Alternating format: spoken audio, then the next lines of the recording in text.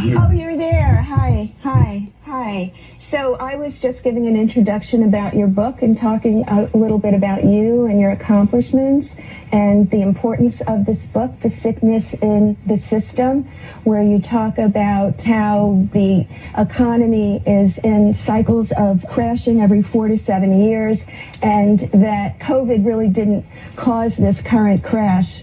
It triggered it. So can you tell our listeners a little bit about your book? Absolutely. I'm flattered that you are covering it. I appreciate it. As I have appreciated BAI most of my adult life, it is an enormous resource here in the greater New York area. My students have been listening to it. I listen to it. It's a treasure, and it's a pleasure for me to be able to support it and to work with and in it. And my hat is off to you, and congratulations for making this very important institution our lives. Having said that, let me tell you a little bit about the book. I have been asked countless times on my radio and TV show and in my appearances to basically produce a summary that makes the case that what we are in is a long-term economic decline of our capitalist economic system. I don't say that with any satisfaction. I am sorry about it. I think it's a very difficult thing for a society to go through. The Greek Empire, the Roman Empire, the British Empire, the empires before this one, all had a very hard time when things began to fall apart. But Americans know, and I'm talking about all Americans, left-wingers, right-wingers, and those in the middle, they really know that that's what's going on.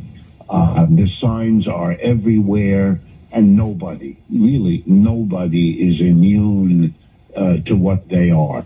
Now, the stark ones, the ones that are on everyone's mind these days, are the economic crash that we're living through, which is, at this moment, the worst crash of our economic system since the Great Depression of the 1930s.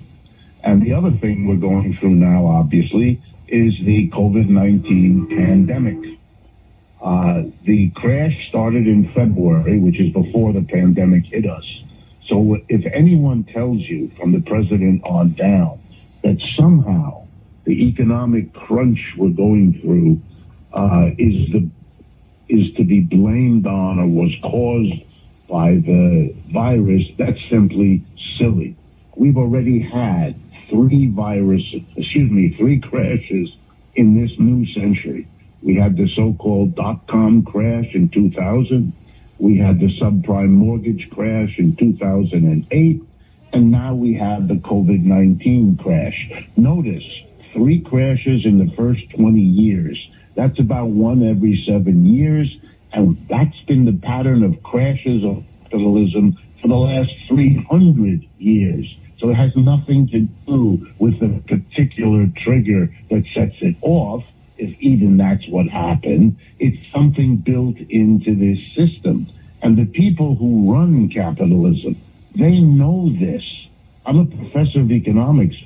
Good part of what I teach are all the failed efforts to try to end this crazy instability. Every 4 to 7 years, millions of people lose their jobs. Educations are interrupted.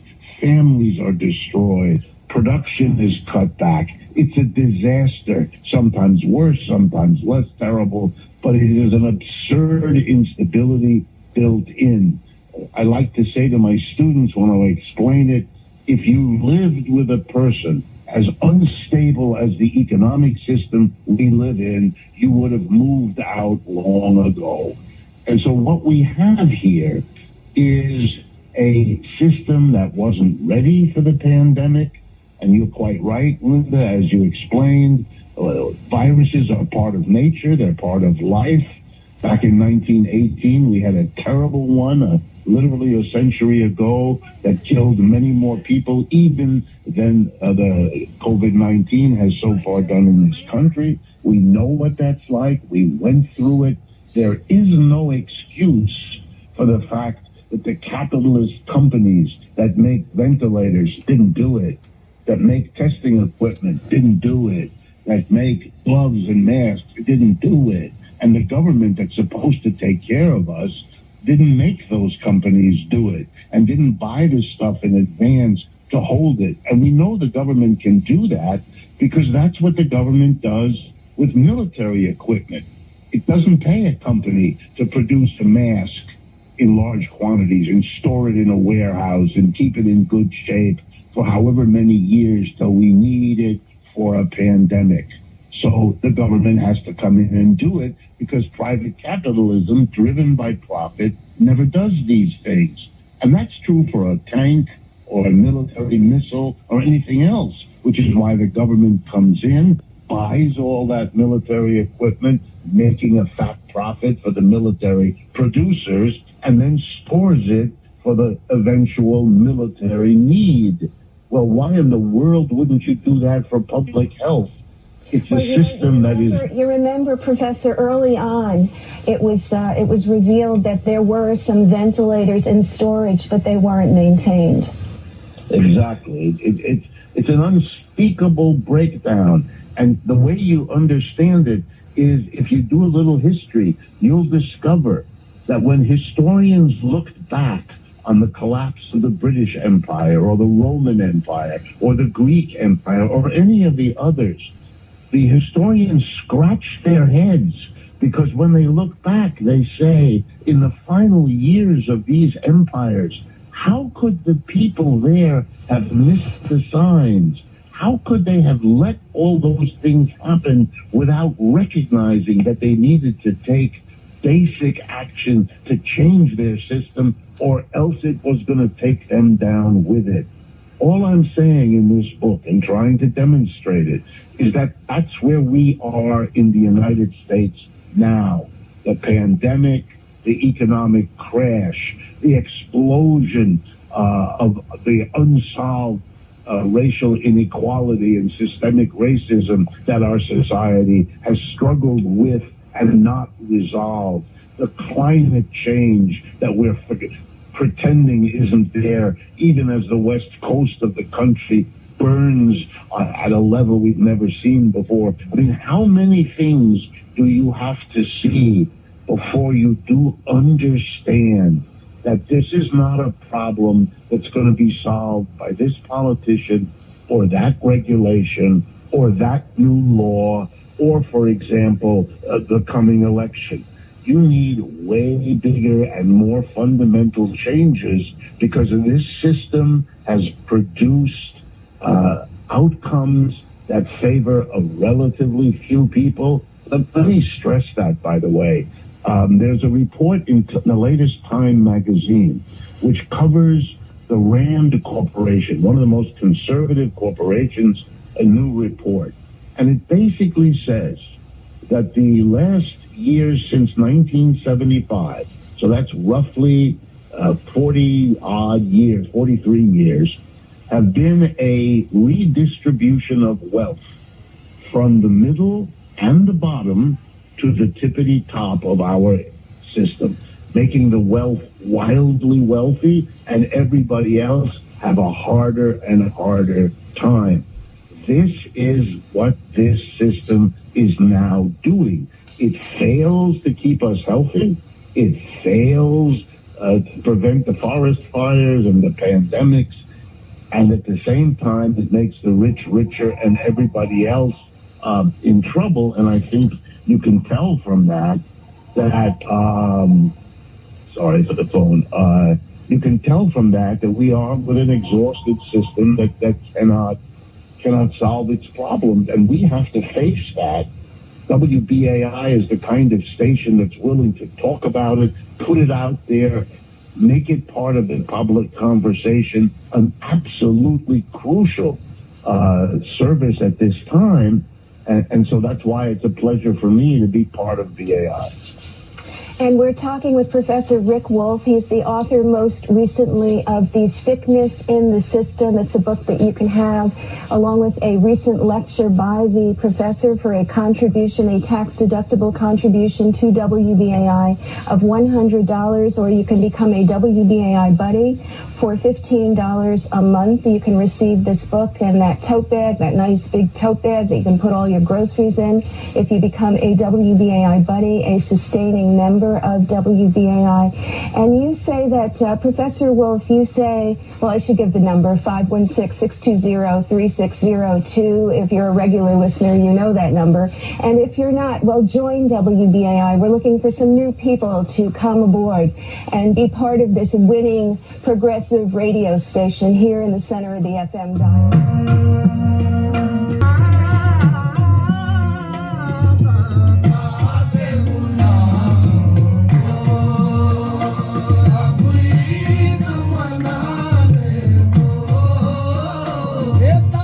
You can tell from that,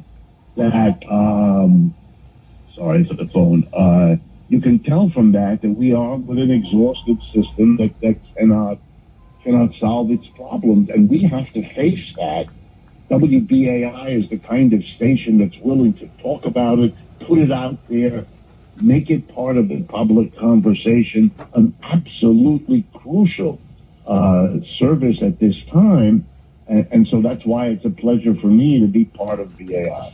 And we're talking with Professor Rick Wolff. He's the author of Sickness in the System. It's a book that you can have along with a recent lecture by the professor for a contribution, a tax-deductible contribution to WBAI of $100, or you can become a WBAI buddy, a buddy in the name of Rick's show, Economic Update, which is heard on Wednesdays at 6:30 for $15 a month. You can receive the book and a big, beautiful tote bag, a big black tote bag with WBAI's logo on it. You can put all your groceries in it. It's lovely to carry around. If you become a WBAI buddy, you'll receive that, a sustaining member of WBAI, and you can do that in the name of Professor Wolff's show, Economic Update, or many people have done this. They've just become a WBAI buddy in the name of all programs, so you can do that as well.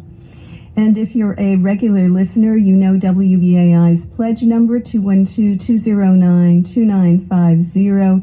And if you're not, well, join WBAI. We're looking for some new people to come aboard and be part of this winning progressive radio station right here in the center of the FM dial at 99.5 FM.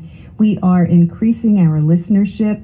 More people are tuning into WBAI. More people are tuning into WBAI. One of them that you talk about is the undemocratic hierarchy, which is fed by racism and division. You have a very, very interesting chapter in your book all about racism and how racism is sort of needed by capitalism to sustain itself. Can you talk about what you see as these three factors, these economic problems that are deepening inequality in culture? Absolutely. Capitalism has had these three problems wherever it has settled over the last 300 years as it became the dominant system around the world. It brought with it whatever productivity and growth in economic output that it achieved, and it did achieve that. And some rising standards of living, it did achieve some of those. No one wants to deny that it was a system that had some achievements. But what we have in the United States is a refusal to face that it also brought with it staggering social problems, and they're not going to go away by pretending they're not there. So here are the three big ones. The first one is the instability I've already mentioned to you. This crazy quality that every 4 to 7 years on average, the system collapses. And we have words for it, many words: collapse, recession, downturn, depression, crash, bust. I mean, it's such a part of our lives that we have so many words for something that is so ubiquitous with our system. It's an awful cost of capitalism. It wrecks people's lives. The whole 20th century of America was a long reaction to the horrors of the Great Depression. much as the next 50 years will be a reaction to the economic crash we're living through now, the pandemic, and so on. This system's instability is an enormous burden. And here comes the racism part of it. When you have a system as unstable as capitalism, what would have happened long ago is a revolution. The mass of people facing the fact that every 4 to 7 years, the system is going to fall apart, millions are going to lose their jobs. If the mass of people felt they were at risk of this happening, if the mass, let me be clear because you can then see where I'm going, if the mass of white people, the majority in America, at least until now, if they had felt at risk by a capitalism that would throw them out of work every 4 to 7 years, or if not them, well then their husband or their wife or their neighbor, the system would have exploded. There would have been a revolution. The mass of people would not have tolerated it. How can you make a down payment on a house if in 4 years you're going to lose your job and be unable to carry the mortgage? You'll lose your home. How do you commit to learning a new skill, going to school, developing a career, only to have the job disappear on you just as you're graduating, et cetera, et cetera? So how did capitalism solve the problem that its own instability risked turning off its own working class and making the system fall? Well, what every capitalism has done is focused the answer to that question as follows. Average people, the majority of people, will not be fired in a downturn every 4 to 7 years. They will be, if you like, given a kind of exemption, a kind of escape clause, a kind of promise. Well, yes, the system is unstable, but we won't fire you. Well, then who will you fire? Always a designated group, a subgroup of the population that's assigned, and I like to use this word, the shock absorber role. It's the part of the society that is the last hired and the first fired. They're the people who, the minute the economy turns down, they're the first ones let go, the first ones pushed out. In Europe, for example, in a place like France, you know who these people are? They're North Africans. They're Arabic and Middle Eastern people that come across the Mediterranean, work in France when the economy is up, and when the economy turns down, because France is capitalist too, they're simply thrown back across the Mediterranean to Algeria and to Libya and to Tunisia and to Morocco, where they come from. And these are called, by the way, in Germany, to give another example, they're the people who come in when there's jobs and are thrown out when there aren't. Our Middle Eastern, Turkish people, they're called guest workers in these countries. Well, here in the United States, we've done that too, particularly with Mexico, people from Mexico. But we also did it from the very beginning with African Americans. We assigned those people, because you could distinguish them by the by the color of their skin, we assigned them to this awful role that capitalism requires if it's going to survive. So in effect, white people are told, you won't be the first fired. You won't be the one who suffers the instability of capitalism. We'll offload that from you onto all these African American people. And then the worst part, having done that for generation after generation, you kind of tell white people it's not because of capitalism that African Americans are treated so badly. It's because of something wrong with them. You blame the victim. Capitalism makes a victim, and then when you victimize that person, in this case African Americans, you then blame them. It's like having a person who is sexually aggressive with a female, and then saying, no, the female wasn't dressed in the proper way, to somehow excuse or blame her for what is the improper behavior of the aggressor in that situation. We're listening to Professor Rick Wolff, author of Sickness in the System. He's talking about the sickness of the system, the economic, the capitalist system that we're living under. It's a book you can have along with a recent lecture by the professor for a contribution, a tax-deductible contribution to